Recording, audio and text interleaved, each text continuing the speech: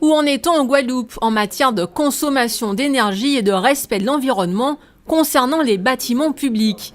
Comment mettre en place des projets de rénovation ou de construction propre? Le CAUE organisait 2 ateliers techniques cette semaine sur ce thème dans le cadre de son service de conseil en énergie partagée. En Guadeloupe, environ 50% des collectivités locales seraient fortement engagées dans cette démarche écologique.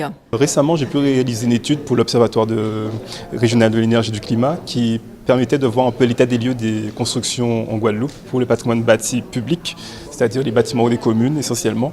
Et on a pu voir qu'il y a des bâtiments qui sont très consommateurs d'énergie, donc essentiellement les bâtiments administratifs, puisqu'ils reçoivent beaucoup de monde, ils sont utilisés de nombreuses heures, alors qu'on a des bâtiments qui sont moins sollicités, comme les bâtiments scolaires, où les enfants sont là pendant les périodes scolaires, mais pas pendant les vacances.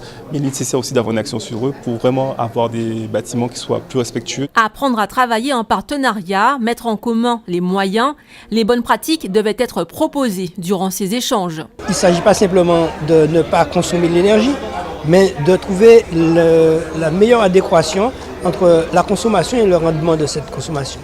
Par exemple, un bâtiment qui devrait être normalement climatisé peut se voir transformé pour recevoir une ventilation traversante, une adaptation, on pourra dire, architecture biologique, architecture écologique, de façon à ce qu'elle puisse véritablement minimiser l'apport en énergie électrique pour sa climatisation. Ces ateliers ont été institués en 2010 avec des partenaires comme l'ADEME ou le CNFPT.